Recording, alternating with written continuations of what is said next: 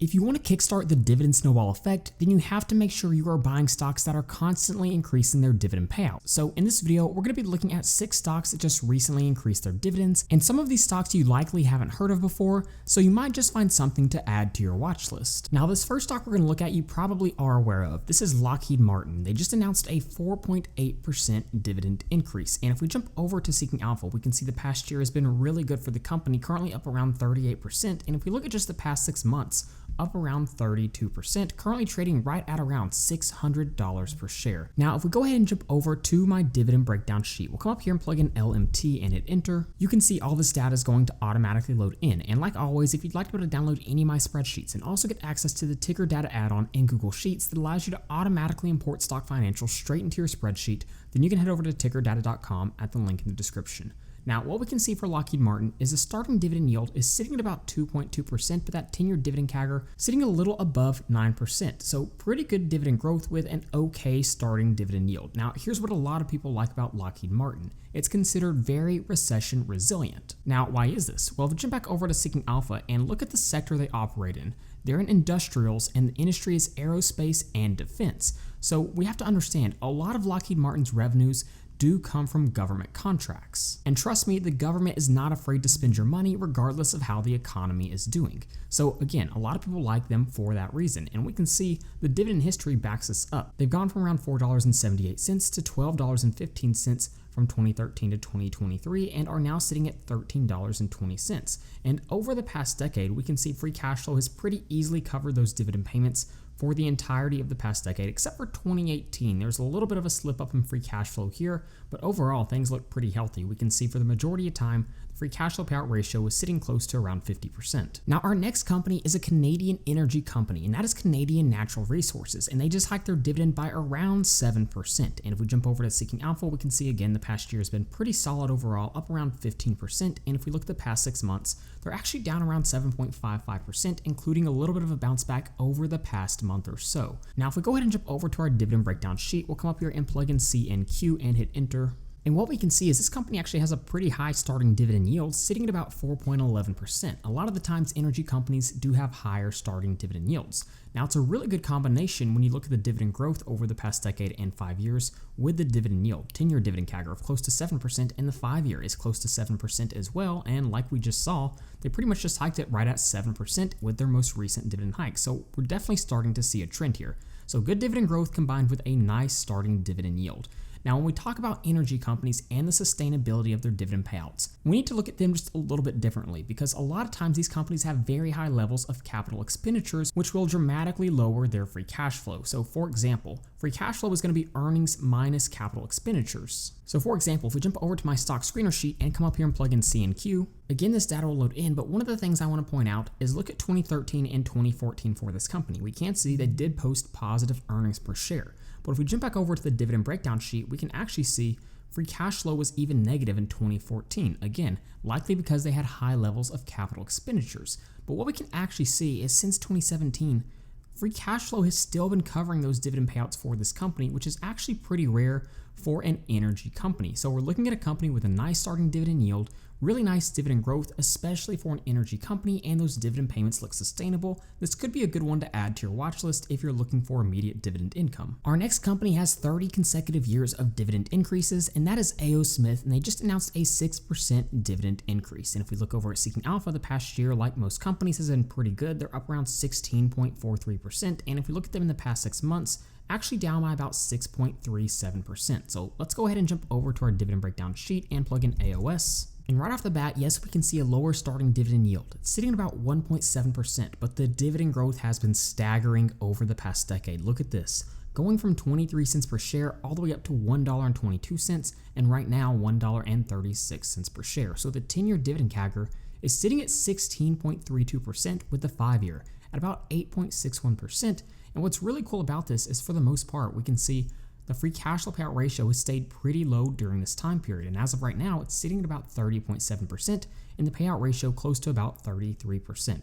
So look at this, free cash flow has been easily covering those dividend payments every single year, and even the 10-year free cash flow CAGR sitting at 12.63%. So the company is rapidly growing their free cash flow which is what you want to see if a company is growing their dividends. You have to remember, if you want your portfolio to be a dividend growth machine, then the holdings have to be a free cash flow growth machine. Dividend growth is not sustainable long term if a company is not growing their free cash flow. Our next company is RPM International, and they had one of the biggest dividend hikes we're going to look at today. It came in at about 10.9%, so that is a big double-digit dividend hike. And if we jump over to Seeking Alpha, the past year has been really good for this chemical company. They're up around 33.21%, trading at $132.69 per share. So if we go ahead and jump over to our dividend breakdown sheet and plug in RPM, what we can see is the company does have a low starting dividend yield. It's sitting at about 1.54%, and the 5 and 10-year dividend growth has been pretty decent at about 7.5 to 7.6%. So again, low starting dividend yield with decent dividend growth. So this most recent dividend hike was a bit higher than we've been seeing over the past decade, perhaps a good sign for the company. Now, one of the things I want to point out is free cash flow has been a little bit bumpy over the past decade. Looks like in 2020 and 2021, it was really good for the company, but then it was actually negative in 2022. And keep in mind, they're growing these dividend payments every single year. So for me personally, I like the free cash flow for my companies to be somewhat predictable. And in fact, like most investors, I'm actually willing to pay a slight premium for predictable free cash flows. Now, as of the end of 2023, the free cash flow payout ratio was sitting at about 66.29% and the payout ratio at about 44.69%. And if we look at the past decade, we can see the free cash flow payout ratio jumped around a little bit, started at about 42%, got up to 68%, and at one point got as high as about 116% in 2019. So just because a company does have unpredictable free cash flow doesn't mean you can't see great returns from the company, but for me, as a long-term investor, I want to make my process as easy and as simple as possible, so this company is not on my watch list. Our next company is an automobile manufacturer, and that is Thor Industries, and they just increased their dividend payouts by about 4.2%, and if we look at the past year, it's been a little bit choppy as we can see, and it looks like they've come down quite a bit since February, but despite that, they're still up around 15.74%. Now, if we look at the past 6 months, they're up around 3%. Now, before we jump over to our dividend breakdown sheet, there is one more thing that I want to point out that's a little bit concerning. If we come down here, we can see short interest is showing at about 7.59%. So there's a lot of people actively betting against this stock, which should typically give you a little bit of discomfort if you own the stock or if you're interested in buying it. So that is something to be aware of. Now, if we go ahead and jump over to our dividend breakdown sheet, we'll come up here and plug in THO and hit enter. Now, the first thing that probably jumps out to you is what's going on down here. Did they cut their dividend? And no, they did not. They actually paid out a special dividend in 2013. So for the most part, we can still see on a quarterly basis and on a yearly basis, those dividend payments are still growing. Now, the starting dividend yield is sitting at about 1.84%. 5-year dividend growth isn't too high. It's sitting at about 4.83%. And like we saw with this most recent dividend hike, only sitting at about 4.2%. Now, low dividend growth isn't quite as concerning if a company has a very high starting dividend yield, but like we saw, the dividend yield isn't really that high either. So typically for me, if I see a company with a low starting dividend yield, I want to see massive dividend growth, and it's been decent, but not as high as I'd like to see it for companies that I'm considering buying. Now, to put this into perspective though, the company doesn't use the majority of their free cash flow to pay out dividends. They only use around 12% of it right now. So for example, if we look in 2023, the company generated around $773 million in free cash flow, while dividends paid out was only around $95 to $96 million. So the 10-year free cash flow CAGR is 20.41% and the 5-year 18.69%. So the company has rapidly been growing their free cash flow. And remember, growing free cash flow is one of the biggest indicators of a growing company, and typically the share price follows. So for example, if we go back over to Seeking Alpha, we can see over the past 5 years, they're up around 101%. So again, if the company wanted to, in reality, they probably could increase their dividend payouts at a higher rate if they choose to do so, but that doesn't look like a priority for the management team as of right now. And the last stock we're going to be looking at is actually a real estate investment trust, and it's actually one I think pretty highly of. They pay out dividends every single month, and that's Agree Realty Corporation, but their most recent dividend hike was one of their lower ones, sitting at just 1.2%, and this is what I call the dreaded below inflation rate dividend hike. You have to remember, anytime a company increases their dividend payouts at a rate below inflation, then they're technically decreasing the amount they're paying out in dividends, so that puts things into perspective a little bit. Now, if we jump over to Seeking Alpha, they've actually done really well, like most REITs, over the past year. They're up around 34%, and we can see right here is when the murmurings of the rate cut started to happen and REITs started to go higher and higher. So now Agree Realty is trading at $73.39 per share. We go ahead and jump over to our dividend breakdown sheet and plug in ADC. There's a couple of things I want to point out. First off, starting dividend yield sitting at about 4.09%. and the 10 and 5-year dividend CAGR both around 5.6%.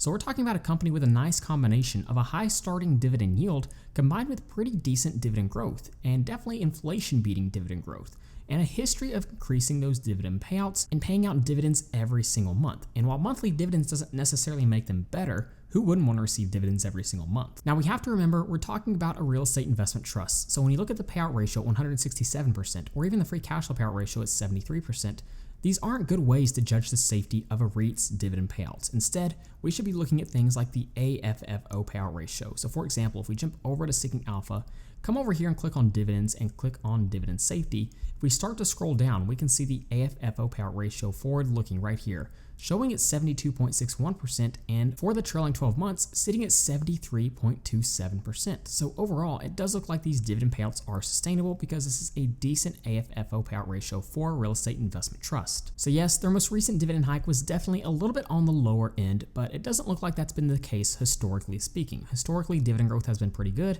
combined with a high starting dividend yield, and you get those dividend payments every single month. So there you go, those are 6 different companies that just recently announced dividend increases. Go ahead and let me know what you think of those companies in the comments down below. And like always, if you'd like to be able to download any of my spreadsheets and also get access to the Ticker Data add-on in Google Sheets that allows you to automatically import stock financials straight into your spreadsheet and also use Ticker Data portfolio trackers like this and the analyzer tools you see here, then you can head over to tickerdata.com at the link in the description. So with all that being said, thank you guys so much for watching, and please don't forget to like and subscribe to the channel.